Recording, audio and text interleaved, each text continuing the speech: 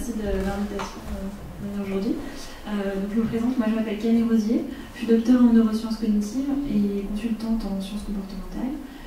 J'ai également fondé une association avec des amis sur l'importance de sensibiliser les gens aux biais cognitifs et aux erreurs de raisonnement qui peuvent entraîner. Mais aujourd'hui, je ne vais pas tellement vous parler de l'aspect comportemental, mais plus de l'aspect expérimental qui accompagne la démarche de l'application des sciences comportementales aux politiques publiques. Donc je vais vous donner un exemple que vous connaissez peut-être déjà, mais dans des crèches, ils avaient un problème de parents qui étaient en retard pour venir chercher les enfants à l'école. Et donc ce qu'ils ont fait, c'est qu'ils se sont dit qu'en mettant, en proposant aux parents, en mettant une sorte d'amende par rapport au retard des parents, ils allaient diminuer le retard des parents. Ce qui paraît intuitivement être une bonne mesure. Il se trouve qu'ils ont mesuré l'impact que ça a eu. Et le fait de rajouter une amende a changé le comportement des gens dans le sens où, donc en noir, vous avez le groupe qui a reçu l'amende et en blanc, vous avez le groupe qui n'avait pas d'amende. Et on voit que le fait de proposer une amende a en fait augmenté le taux de retard. Parce qu'en fait, probablement, le mécanisme comportemental qui est derrière ce résultat surprenant, c'est que probablement les parents ont considéré que leur retard était désormais comme un service. Enfin, le fait que la crèche garde leurs enfants était comme un service pour lequel ils payaient. Et en quelque sorte enlever la culpabilité des parents de venir en retard. Donc on voit ici l'importance de vraiment bien prendre en compte le comportement dans toute sa complexité et en fonction de chaque situation donnée, de tester pour être sûr de l'impact de ce qu'on met en place. Parce qu'en fait, ce qui se passe, on a souvent tendance à penser que le comportement est rationnel et qu'on passe de façon assez linéaire de nos intentions à nos actions. Or, on sait très bien que, par exemple, on a plein de bonnes intentions en ce qui concerne l'environnement, mais ça ne se reflète pas nécessairement dans nos actions. Il en est de même pour notre santé. On est très attaché à rester en bonne santé et néanmoins, on est très nombreux à continuer de fumer. Et donc, cette non-linéarité entre l'intention et l'action reflète en fait un processus qui est assez compliqué et qui montre en fait la complexité du comportement humain, parce qu'en fait au moment de mener une action, il y a énormément de choses qui se passent et on est soumis à énormément d'influences. On est soumis à des facteurs d'influence qui sont des facteurs biologiques, des facteurs cognitifs, des facteurs environnementaux, qui sont par exemple la mémoire, l'émotion, l'attention, les addictions, par exemple dans le cas de la cigarette, les normes sociales, la nécessité de donner du sens, la fatigue, la nécessité d'agir vite, et j'en passe. Mais ce sont des facteurs qui font que ça complexifie énormément l'étude de sujets qui portent sur le comportement humain, et d'où la nécessité vraiment de mesurer l'impact, parce qu'on n'est jamais certain de l'efficacité d'une intervention. Donc, comme vous le savez, on a énormément en tant que décideur public, il y a énormément de moyens d'action possibles, mais il y a aussi des ressources budgétaires limitées et donc une nécessité de maximiser l'impact de l'intervention. Donc, pour ce faire, il faut pouvoir sélectionner les interventions à tester. On ne peut pas mettre en place une quantité infinie d'interventions. Et il faut pouvoir également évaluer leur efficacité. Il faut pouvoir dire si oui ou non l'intervention a été efficace, pour quantifier l'effet, pour pouvoir vérifier que l'effet est durable, pour améliorer l'intervention éventuellement, pour comparer l'impact de plusieurs interventions par exemple, ou alors peut-être répliquer l'effet d'une intervention qui avait déjà été mise en place ailleurs. Et enfin, le test peut aussi nous permettre de mieux comprendre le comportement qu'on ciblait à la base. Donc, comme je vous le dis, l'application des sciences comportementales aux politiques publiques se fait avec une approche expérimentale qui est une approche scientifique que vous connaissez certainement, qui est celle d'abord définir une problématique et de cibler précisément le comportement que l'on souhaite changer. Ensuite, de diagnostiquer la situation, c'est-à-dire d'essayer de mieux comprendre quelle est la situation que l'on lequel on se trouve, quels sont les leviers, enfin, les biais comportementaux qui poussent les gens à agir de la façon dont ils agissent. Ensuite, il s'agit de designer une solution et de l'implémenter, et enfin d'évaluer l'impact de cette solution. Donc déjà, dans un premier temps, je vais vous parler de la partie diagnostic, qui est très importante, et moi, en tant que chercheur, c'est un travail énorme dans la vie d'un chercheur, c'est de vraiment passer beaucoup de temps à analyser la situation préalable avant de faire quelques expériences ou interventions. Et donc, il y a plusieurs façons de récolter des informations et de comprendre la situation. Déjà, il y a une première façon qui est notre expérience et notre sensation sur le sujet. Donc, vous avez peut-être été confronté à certains sujets, vous avez peut-être 2-3 idées sur les leviers comportementaux qui sont en jeu derrière. Donc ça, c'est pas une façon de récolter de l'information qui est la plus sûre, et donc c'est pour ça que je l'ai pas très bien noté. C'est parce qu'on est nous-mêmes sujets à de nombreux biais. Donc en fait, même en analysant une situation, on va avoir tendance à la voir au travers du prisme de notre propre expérience. Et donc, ça peut être très trompeur. Donc, il faut essayer de se méfier de cette façon d'appréhender la situation. Il y a également la possibilité de faire des sondages pour recueillir un avis plus général, de faire des observations sur le terrain. Et enfin, pour moi, un des moyens les plus sûrs, c'est d'essayer de récolter des données, si possible, qui sont en lien avec le comportement des personnes, pour pouvoir essayer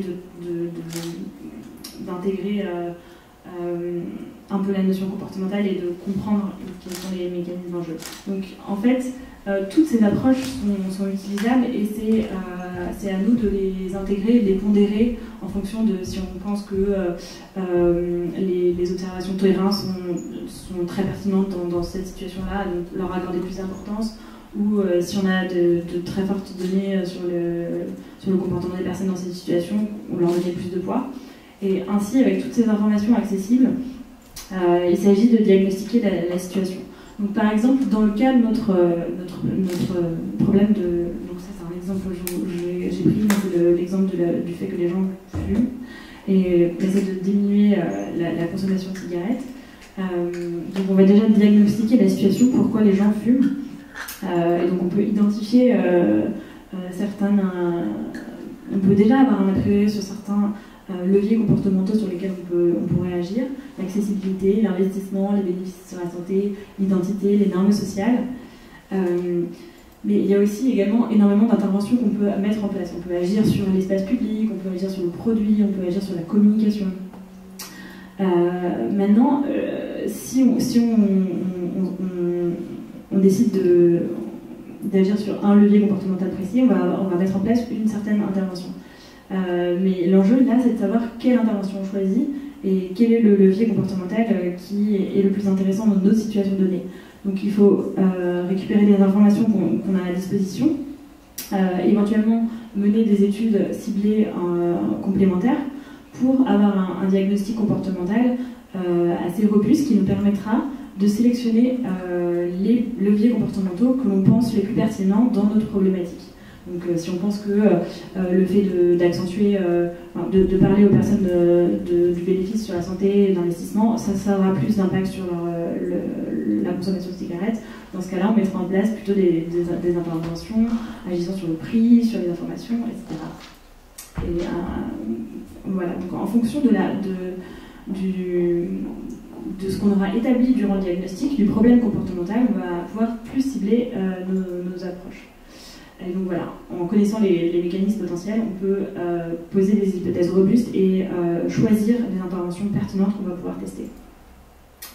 Donc je vous passe toute la partie design et intégration des sciences comportementales dans le design d'une solution. Donc je pense que ça, on le verra peut-être un peu plus tard dans la journée, et ça appartient à... C'est un travail qui se fait en intégrant le diagnostic et en essayant d'imaginer des solutions, mais qui sont parfois un travail un peu logistique qui implique de travailler avec les gens sur le terrain, de savoir qu'est-ce qui est faisable ou pas. Maintenant, je vais vous parler de la partie test et évaluation de l'intervention. Donc je vous reprends l'exemple de la cigarette. Si on cherche à diminuer la consommation de cigarettes, on peut proposer par exemple des incitations financières en augmentant le prix du paquet de cigarettes, mais il y a peut-être d'autres facteurs comportementaux plus efficaces. On peut informer les personnes, on peut rajouter de l'émotion dans l'information. Mais voilà, pour l'illustration, là, on va juste choisir 2 interventions. Donc l'intervention qui augmente on augmente le prix du paquet de cigarettes, et celle où on met une information sur le paquet de cigarettes. Donc je vais vous parler donc il y a plusieurs façons de tester et d'évaluer l'impact d'une politique publique. Je vais vous parler de l'idéal en fait, qui n'est pas toujours faisable sur le terrain, mais c'est un peu la façon la plus rigoureuse, qui est un peu l'idéal en matière d'évaluation, qui est les essais randomisés contrôlés. Vous connaissez peut-être déjà. Mais donc, on va en fait répartir la population en 3 groupes qu'on va tirer aléatoirement, et on va implémenter une intervention par groupe. Donc le premier groupe aura l'intervention 1, le deuxième groupe l'intervention 2, et le troisième groupe sera le groupe contrôle, donc ne recevra aucune intervention. Donc ensuite, on va faire une mesure après avoir mis en place l'intervention. On va mesurer l'impact de l'intervention sur la consommation de cigarettes. Donc dans chaque groupe, on mesure la consommation de cigarettes par individu, et on va avoir les résultats de notre intervention. Donc là, vous avez en fait le taux de diminution de cigarettes. Donc on voit déjà que dans le groupe contrôle, il y a une petite diminution. Dans l'intervention 1, il y a une assez grosse diminution, et dans l'intervention 2, donc ça c'est complètement fictif, hein, c'est pour vous donner une idée de l'approche. Et en fait, donc là on peut voir déjà qu'il y a un effet de l'intervention par rapport au groupe contrôle. Et il y a un effet plus fort pour l'intervention 2 que pour l'intervention 1. Maintenant, ces effets-là, ils seront significatifs, plus et robustes, en fait, et on pourra avoir confiance en ces résultats seulement si l'échantillon testé est suffisamment grand. Maintenant, est-ce que vous avez peut-être une idée de pourquoi il y a une augmentation de la diminution de cigarettes dans le groupe contrôle? Est-ce que vous avez des hypothèses sur ce sujet-là? Évolution du comportement social. Oui. C'est quelque chose de très collectif. Voilà, donc il peut y avoir une tendance à la diminution de cigarettes, il peut y avoir... et donc effectivement, là, par exemple, ça peut être aussi lié au fait qu'on a mis en place l'intervention. Mettons qu'on ait mis en place les interventions en été. On a commencé à mesurer en été, et ensuite on remesure en hiver, mettons. Il peut y avoir une diminution de la consommation de cigarettes qui serait par exemple liée à la saison, mais qui peut aussi être liée à la mode ou liée à d'autres facteurs. Donc on n'aurait pas contrôlé pour une troisième variable qui ferait qu'on a une variation. Et donc pour s'affranchir de ces variables confondantes, il faut pouvoir contrôler et savoir quelle est la variation dans le comportement qui est vraiment liée à l'intervention en elle-même, et qui n'est pas liée à une variation normale, sociologique, ou liée à un autre facteur. Bon, un autre exemple qui est assez rigolo, qui est celui de le nombre de... En fait, aux États-Unis, dans les années 40, ils ont remarqué que la consommation de glace était très corrélée avec le nombre de cas de polio, la maladie, la polio. Et donc, en fait, ils ont remarqué que en fait, au cours de l'année, on voit qu'il y a une très forte corrélation entre ces deux variables. Mais en fait, c'est aussi corrélé à la saison. Donc, ce qui fait qu'en fait, plus on est en été, plus les gens consomment de glace. Et il se trouve que plus les gens ont les cas de polio se multiplient, parce que la polio se transmet dans l'eau, et que les gens sont plus en contact avec l'eau pendant l'été. Donc on voit ici, c'est encore un exemple pour vous montrer à quel point les variations peuvent être. Les corrélations ne révèlent pas forcément un effet de causalité, et que parfois il y a une troisième variable qu'il faut pas sous-estimer. Donc ça c'est encore pour vous insister sur l'importance du contrôle. juste un petit dernier point qui est sur le fait qu'on peut potentiellement imaginer un troisième groupe où on combinerait ces deux variables, on combinerait les deux interventions pour voir si, parce qu'on peut avoir des a priori, se dire peut-être que si cette intervention-là a marché, si cette intervention-là a également marché, qu'est-ce qui se passe si on combine les deux? Est-ce qu'on a un effet additif des interventions ou au contraire, est-ce que c'est pas le cas? Donc on pourrait très bien imaginer qu'en combinant les deux, on a un effet additif des interventions. Et on pourrait aussi imaginer qu'en combinant les deux interventions, il y a un effet palier, que de toute façon on ne peut pas augmenter plus le taux la diminution de la consommation de cigarettes. Donc c'est complètement fictif ces données-là, mais c'est pour vous montrer l'importance de vraiment distinguer chaque intervention et de le faire de façon assez rigoureuse. Voilà. Après, sachant que c'est pas toujours faisable sur le terrain et que ça c'est vraiment l'idéal. Mais je vous montre un exemple qui a été fait sur le gaspillage alimentaire. Ils ont sensibilisé les gens par un guide qui était sur l'approche, comment réduire le gaspillage alimentaire, avec dans lequel ils ont intégré plein de facteurs comportementaux et essayé d'intégrer plein de leviers pour essayer de convaincre les gens au plus possible de diminuer le gaspillage alimentaire. Ils ont distribué ces guides dans des foyers dans une ville, et donc ils ont réparti en deux groupes, un groupe qui recevait ce guide, un groupe qui est un groupe contrôle. Et donc en fait on voit ici l'impact de l'intervention. Donc ça c'est avant l'intervention et ça c'est après l'intervention. Donc avant l'intervention, il n'y a pas de différence entre le groupe contrôle et le groupe qui reçoit le traitement, parce qu'ils n'ont pas encore reçu l'intervention. Ensuite, on a l'effet de l'intervention. On voit qu'il y a une différence très forte entre le groupe contrôle et le groupe qui a reçu l'intervention, avec beaucoup plus de gaspillage pour le groupe contrôle que pour le groupe qui a reçu l'intervention. Maintenant, on voit aussi qu'il y a en fait globalement une tendance à l'augmentation du gaspillage alimentaire, peu importe le groupe. Alors il se trouve que là, ils ont changé de centre de traitement de déchets. Et donc de poubelles, etc. Et donc il y a un gap déjà dans les données, et en plus il y a probablement un biais dans la mesure en fait, des données à ce moment-là. D'où l'importance d'avoir un groupe contrôle pour être sûr que cette évolution-là, c'est l'impact qu'on a là, est vraiment un impact, parce que sinon si on n'avait pas le groupe contrôle, on pourrait dire qu'il y a eu zéro impact de notre mesure. Alors qu'en fait, il y a eu un impact, c'est juste qu'on a changé la façon de mesurer entre-temps. Donc voilà, j'espère que je vous ai convaincu que laisser randomiser, contrôler, c'était un peu l'idéal et que ça permet de s'affranchir de plusieurs biais dans la façon de mesurer l'impact. Maintenant, c'est pas toujours possible de mener des essais randomisés contrôlés et pour des moyens logistiques, financiers, parce que juste sur le terrain, les choses s'y prêtent pas.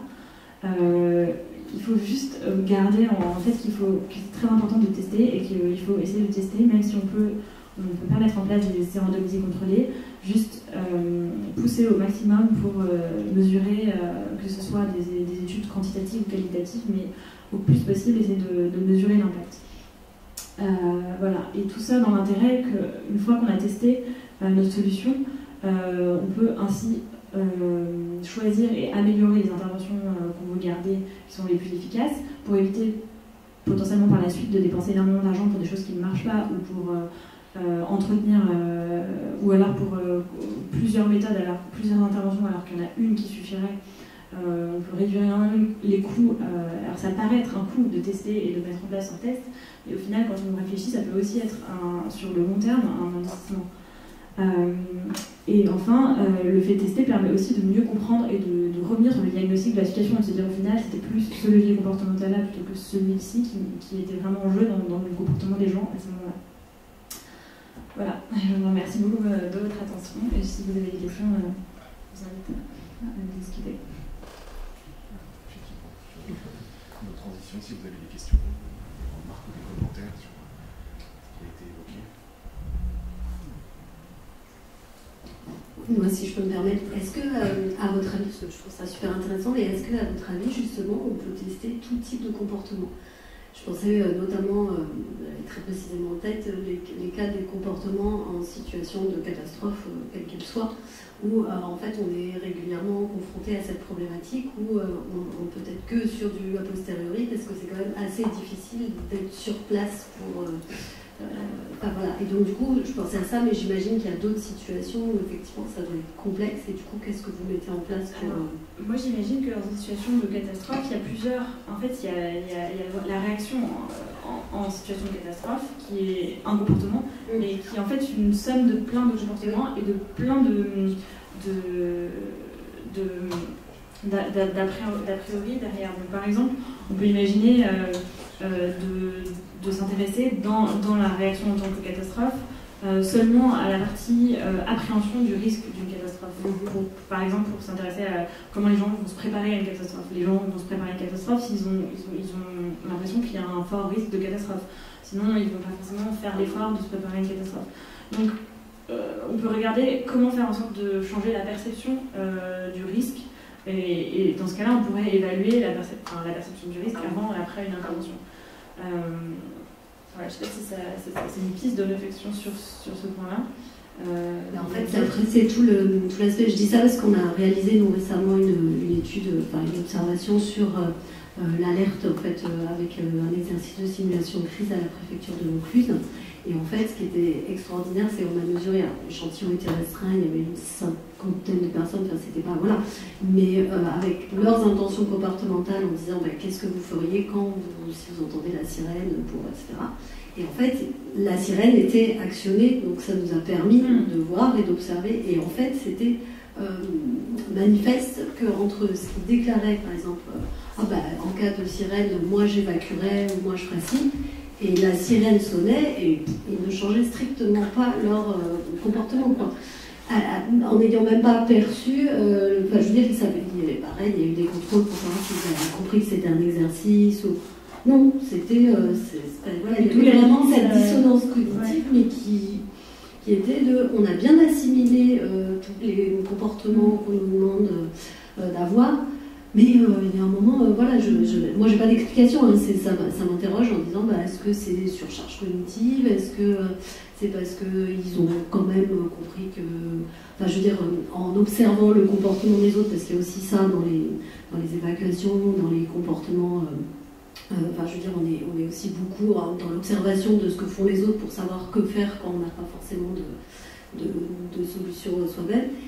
Je trouve que voilà, il y a vraiment, moi ça m'interroge sur le fait que je trouve qu'il y a des situations qui sont compliquées à mettre en situation, alors qu'il y aurait besoin justement de l'approche que vous avez donnée, qui me semble justement rigoureuse et qui permet d'éviter de répéter toujours la même chose et surtout de mesurer l'impact de la politique. Où très souvent, le fait qu'on ait mis en place la politique, je veux dire, après ça justifie.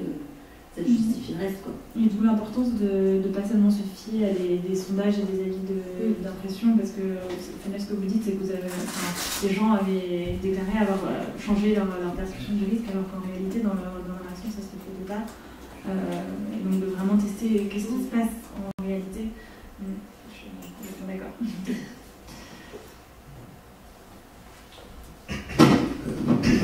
Une question, vous travaillez aujourd'hui pour ce que vous dites que vous êtes consultant, est-ce qu'il y a beaucoup de collectivités par exemple qui font appel à vous? Est-ce que toutes les politiques publiques qui sont mises en place sont évaluées par des systèmes qu'on a vus comme ça, ou c'est encore très à la marge ces évaluations après coup?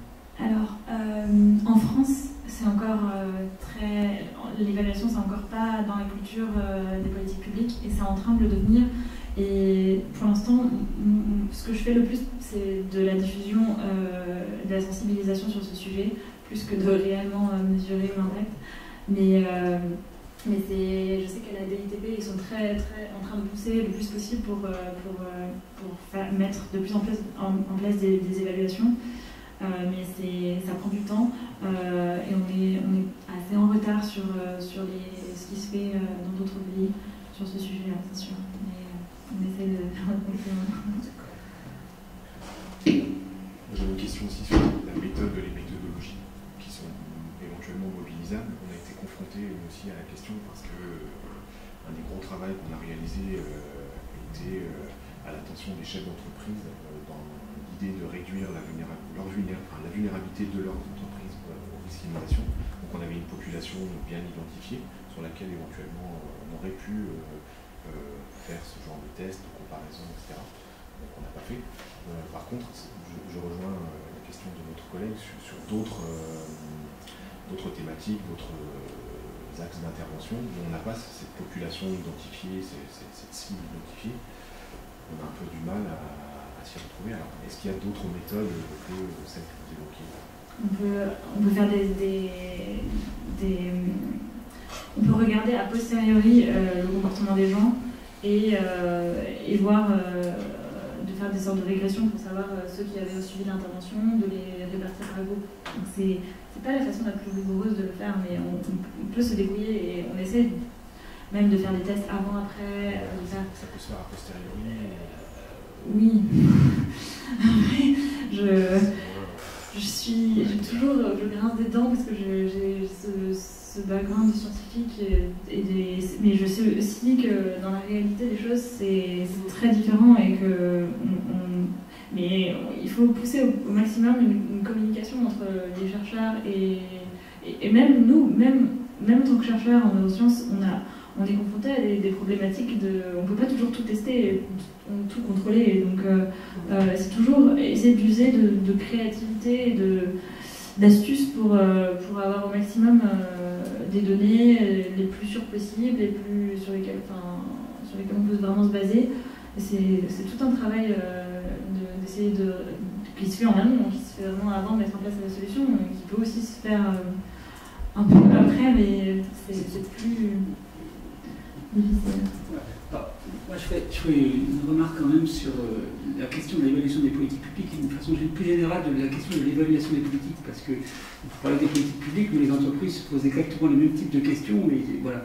Donc, il y a quand même beaucoup de choses qui se font en économie du travail. C'est-à-dire que les politiques qui sont mises en œuvre dans le cadre des politiques pour l'emploi sont des politiques qui sont évaluées. Il y a des expérimentations qui sont derrière avec des analyses économétriques qui sont conduites pour voir si tel type de mesure, prime à l'emploi, va avoir un impact ou non sur le comportement. Après, il y a tous les problèmes qui sont liés au contrôle qu'on a des variables que l'on ne peut pas observer. Et ça, c'est un vrai problème qui est assez important. Ce qui me permet de passer sur un second point qui est redoutable dès lors qu'on veut conduire ce type d'analyse, c'est la question de la sélection de la population et de la participation de la population. Et on a un problème qui est récurrent, qui est très difficile, c'est que la vraie randomisation, celle qui permettrait d'affecter des traitements à différentes populations de façon randomisée et de façon totalement invisible, cette pratique-là, elle est quasiment impossible à faire parce qu'il faut demander déjà aux personnes s'ils veulent participer aux études. Et vous faites une étude sur la consommation énergétique, vous allez commencer par demander aux gens qui veut participer à une étude sur la consommation énergétique. Et si vous faites ça, vous avez bien sûr une population qui est fortement biaisée par rapport à l'analyse que vous voulez conduire. Et voilà, il y a des moyens de faire cela, parce que maintenant on a des outils de mesure qui permettent d'avoir des populations de référence pour voir l'évolution de la consommation, mais quand même c'est vraiment redoutable. Sans parler en plus que pour constituer des échantillons suffisamment importants, si l'étude est un tout petit peu contraignante, alors là, pour arriver à récupérer un échantillon de même 600 personnes, c'est vraiment très très compliqué. Il faut mettre des moyens considérables pour arriver à faire ça.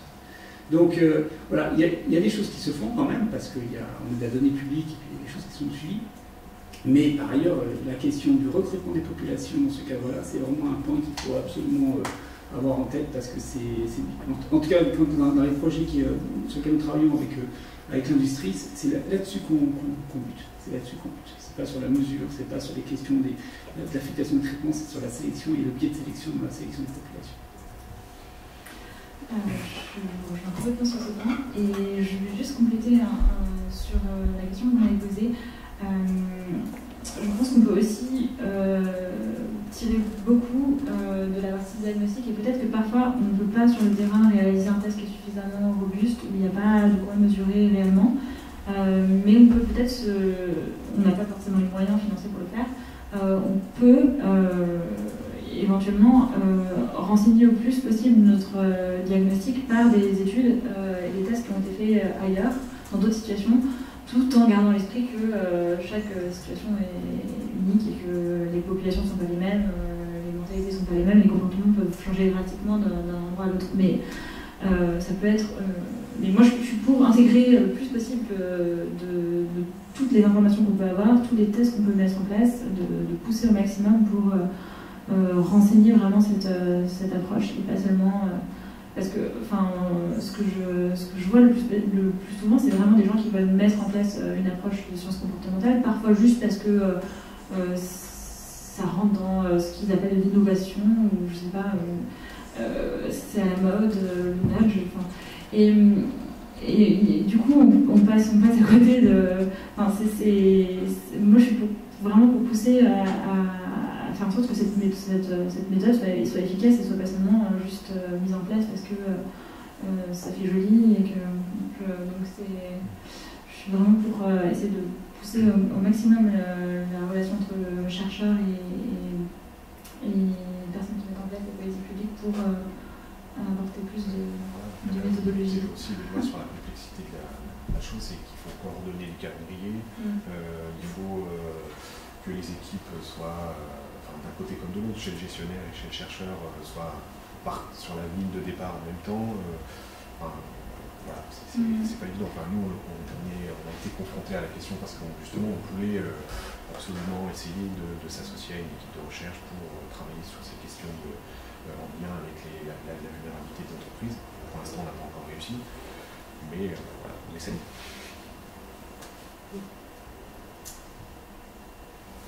J'avais une question pour monsieur. Vous considérez que d'un point de vue éthique, les personnes qui participent à l'essai en musée contrôlé doivent être au courant qu'il s'agit d'une expérimentation. Par exemple, je reprends cet exemple avec à Stockholm, je crois, où ils distribuaient des petits tracts par rapport aux déchets ménagers. Est-ce que vous pensez que ces gens-là étaient au courant qu'ils faisaient partie d'une expérimentation ou simplement qu'ils recevaient un tract et était mesuré par la suite le nombre de déchets ménagers qui étaient rejetés? Je me demande si à chaque fois, est-ce que vous pensez éthiquement que les personnes doivent être au courant qu'ils font partie d'une expérience scientifique, d'essais randomisés contrôlés? C'est une vraie question et ça va vraiment dépendre du problème. Pour certaines questions, c'est clair qu'il faut qu'ils le sachent. Si on fait partie d'un protocole d'études thérapeutiques, il faut nécessairement savoir que vous avez un risque de devoir administrer un placebo plutôt que d'avoir la nouvelle molécule. Donc ça, voilà, ça c'est clair qu'il faut que ce soit su. Maintenant, je reprends le cas qui m'intéresse, moi, c'est-à-dire la consommation électrique. En tout cas, on va avoir à terme 35 millions d'observations en temps réel des consommations de l'ensemble des Français. Donc la question de savoir qu'est-ce qu'on va faire de ces données-là et est-ce qu'on va pouvoir les utiliser pour la recherche. Si elles sont disponibles pour la recherche, ça voudra dire qu'on aura des populations témoins qui seront observées en permanence sans savoir qu'elles sont éventuellement comparées à des gens pour qui on va tester des nouveaux équipements, ou des nouveaux tarifs, ou des nouveaux... Donc ça, voilà, ça pourrait être possible. Maintenant, éventuellement, on va nous dire qu'on n'a pas le droit de le faire parce que ces données-là appartiennent aux consommateurs, en tout cas c'est la législation actuelle, et qu'à part l'utilisation pour la fiabilité du système, toute autre utilisation n'est pas autorisée. Donc, même voilà. si les données sont anonymisées et qu'elles correspondent aux règles. Même si les données sont anonymisées, je pense qu'on n'a pas le droit de le faire aujourd'hui. Peut-être que les choses ont évolué, mais actuellement, ce n'est pas le cas. Donc, pour qu'on puisse le faire, on réfléchit à ça, il faut rentrer en contact avec les personnes, leur dire qu'on aimerait utiliser leurs données dans le cadre d'une expérimentation sur la consommation, et dans ce cas-là, on va les avertir. Là, le risque, il est quand même assez mineur parce qu'éventuellement, ils vont changer leur comportement pendant quelques semaines, mais on peut espérer qu'à terme, les choses vont retomber à la normale et qu'ils auront oublié qu'ils font partie, qu'ils sont référents pour une étude sur la consommation. Mais là, dans le cas, il faudra le prévenir parce que la législation nous pousse à les prévenir. Après, si vous faites des études sur l'information, par exemple, il n'y a aucune raison que vous soyez obligé d'aller prévenir les personnes qui n'ont pas reçu l'information. Dans ce cas-là, vous pouvez effectivement avoir une population de référence et puis vous avez la population traitée dans laquelle vous avez communiqué l'information. Vous apporter quelque chose, c'est éventuellement... Voilà. Mais ça dépend vraiment des sujets. En tout cas, les comités d'éthique, c'est un peu leur boulot de travailler là-dessus, savoir si en gros le protocole que l'on met en œuvre, il est éthiquement acceptable ou pas acceptable. Merci. Est-ce qu'il n'est pas possible de recueillir l'information et de demander après l'autorisation de l'utiliser pour pas qu'il y ait le biais qu'ils aient, en prenant le risque d'avoir une information qu'on n'a pas le droit d'utiliser. Donc c'est un risque qu'on collecte peut-être pour des choux, hein, mais au moins on est sûr qu'il n'y a pas de biais au niveau du comportement et on leur demande a posteriori si on peut utiliser. Alors nous on est en sciences de gestion, mais c'est des choses qu'on peut faire et a posteriori on demande est-ce qu'on peut utiliser, si on ne peut pas utiliser poubelle. Mais on est sûr au moins de ne pas avoir influencé le comportement qu'on veut étudier. La collecte d'informations sans autorisation de la personne qui est observée, je ne sais pas, je sais pas ce que dit la comité d'éthique par rapport à ça. Voilà, le comité d'éthique en France, pour les sciences, en tout cas en économie, ils se mettent en place, ouais, tu peux je dire là-dessus. Aux États-Unis, je pense que ce genre de pratique-là, éventuellement, ça pourrait poser problème. À ce point, je pense, évidemment pour des raisons éthiques, il faut intervenir, demander la permission des gens dans le cadre des comptes intelligents, etc., de mettre une compte dans la maison. C'est simplement qu'en le faisant, en demandant la permission, selon la théorie d'engagement, ça c'est déjà un acte préparatoire qui suscite. Déjà, vous recrutez des gens qui seraient intéressés et vous suscitez leur intérêt. Et donc déjà, vous avez mis les préconditions pour l'intervention qui réussit. Il y a une très belle revue de questions de Grégoire Wandon, je ne sais pas si tu le connais, mais il a fait une sorte de revue de questions des interventions dans le domaine de l'électricité en Europe. Et la majorité ont tous les effets, ils sont réussis, mais ce qui était intéressant, il y avait une exception, c'était Scottish Power en Écosse, qui est tout simplement allé dans les ménages pour installer des comptes intelligents sans demander préalablement l'avis des résidents. Aucun effet. Donc il semble, c'est une revue de questions, mais ça indique si tu ne demandes pas la permission des gens, tu risques de ne pas avoir d'effet. Si tu es éthique, tu demandes cette permission, évidemment, tu recrutes les gens qui sont déjà intéressés. Et deuxièmement, tu suscites leur engagement. Donc c'est complexe. Oui, mais si vous avez un groupe contrôle, par exemple, auquel vous allez également demander l'avis, vous allez vous affranchir de cet aspect questionnement. Parce que vous allez voir que l'effet que vous avez, qui est la différence entre votre groupe contrôle auquel vous allez demander, et le groupe où vous allez mettre en place l'intervention auquel vous avez également demandé, mais vous avez mis en place l'intervention en plus, vous allez avoir, si vous regardez la différence, vous allez avoir un effet qui sera proprement, a priori, à proprement parler, juste l'effet de l'intervention. Mais il y a un vrai problème, parce que là, enfin, nous, on a exactement été confrontés à ça. Comment on généralise?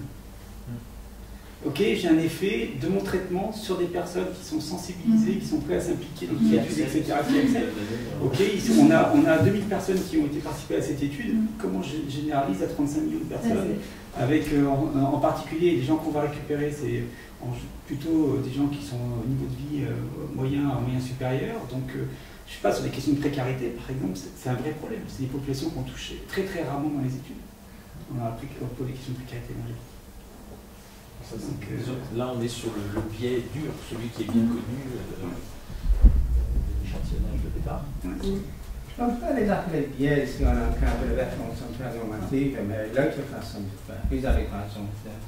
Ils ont fait très bien la vision standard de randomized controlled trials, une sorte d'expérimentation pour vérifier si ça marche ou pas. Mais l'autre façon de voir les choses, c'est qu'on est en train de recruter des gens pour être membres d'un club.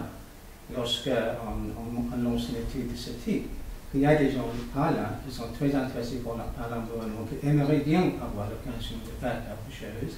Et là, vous leur proposez l'opportunité et ils le prennent, ils sont preneurs en quelque sorte de ce type d'intervention. Donc là, vous avez une sorte d'association plutôt qu'une expérimentation. Il y a une autre logique, une autre façon de voir les choses. Je ne vais pas dire que l'une des façons de voir, c'est la façon correcte de voir. Tout simplement, je pense que c'est utile d'avoir les deux perspectives lorsqu'on analyse les résultats des expérimentations du type continuum, par exemple. Mais il y a, à mon sens, aussi cet aspect de recruter les gens qui partagent un petit peu le même optique sur l'environnement. Oui, alors c'est une politique qui est assez intéressante. Première chose, il est possible de constituer des viviers de participants volontaires pour tout. Et globalement, EDF, c'est ce qu'ils ont. Ils ont un vivier de je ne sais pas combien de milliers de consommateurs qui savent qu'ils ont observé au niveau de leur consommation, qui ont accepté d'être observés par rapport à leur consommation. Et là-dedans, ils peuvent construire des échantillons sans avoir à chaque fois à les prévenir, etc. Et donc, ils peuvent tester des choses sur ce vivier-là. Et je pense qu'on pourrait faire la même chose aussi au niveau des sciences sociales, d'avoir un vivier suffisamment important de personnes qui se déclarent être prêtes à participer sur certains types de questions et qu'on pourrait comme ça observer de façon... ça, c'est le premier point. Deuxième point, il y a pour modérer un peu tout ce qu'on a pu dire sur le fait que quand on observe, on change les comportements. Moi, j'ai beaucoup appris dans le cadre d'une étude, toujours sur les consommations énergétiques, des ergonomes, qui, eux, filment les gens chez eux. Donc, ils n'ont pas des échantillons énormes, mais en gros, ils mettent en place des dispositifs extrêmement intrusifs à l'intérieur pour voir comment les personnes se saisissent de nouveaux équipements, les tablettes qui permettent de vous informer sur votre consommation en temps réel, des équipements qui permettent de piloter des équipements électriques, donc de voir comment ils utilisent et s'approprient ces appareils-là.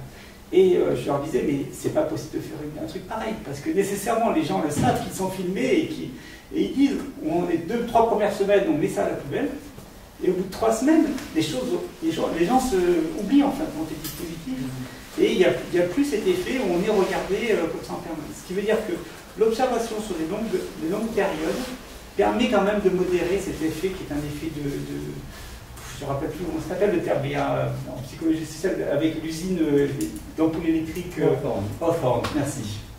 Cet effet-là qui fait que dès qu'on observe des gens, ils changent leur comportement.